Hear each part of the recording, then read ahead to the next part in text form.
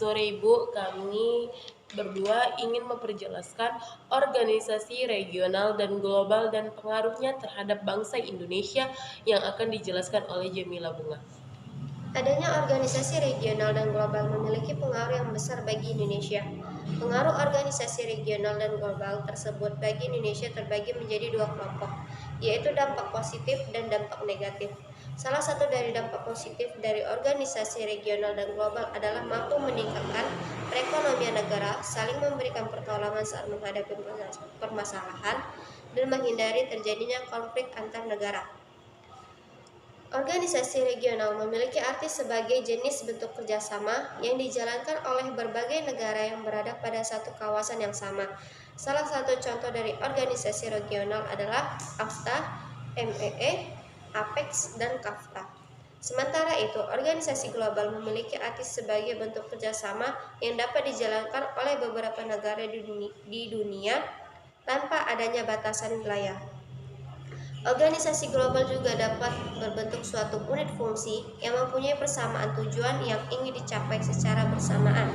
Salah satu contoh bentuk organisasi global adalah Gerakan Non-Blok, Perserikatan Bangsa-Bangsa, Organisasi Konferensi Islam, dan World Trade Organization.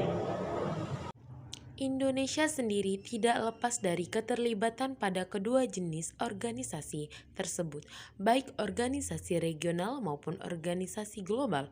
Melalui kedua jenis organisasi tersebut, Indonesia mendapatkan beragam dampak antara lain. Dampak positif mendorong peningkatan pada perekonomian negara, memperkuat kerjasama dengan negara lain, meningkatkan hubungan Indonesia dengan berbagai negara terlebih negara tetangga, saling menolong saat sedang menghadapi permasalahan, mempermudah kegiatan promosi kebudayaan, mempercepat proses pertukaran informasi. Dampak negatif mendorong munculnya sikap konsumtif dalam kehidupan masyarakat, memicu adanya ketergantungan negara dengan negara lain, muncul intervensi asing terhadap kebijakan pemerintah. Keberadaan organisasi regional dan global memiliki pengaruh yang besar tidak hanya bagi negara Indonesia, melainkan juga bagi seluruh negara di dunia. Salah satu dampak positif dari pelaksanaan kedua jenis organisasi tersebut adalah sebagai usaha untuk menciptakan dan menjaga perdamaian dan keharmonisan dunia.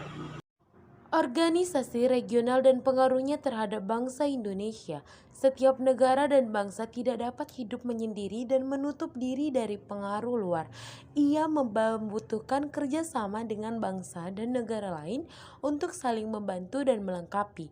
Kerjasama dalam bentuk organisasi regional dapat berupa kerjasama di bidang militer atau pertahanan, dan ada juga yang bersifat ekonomi.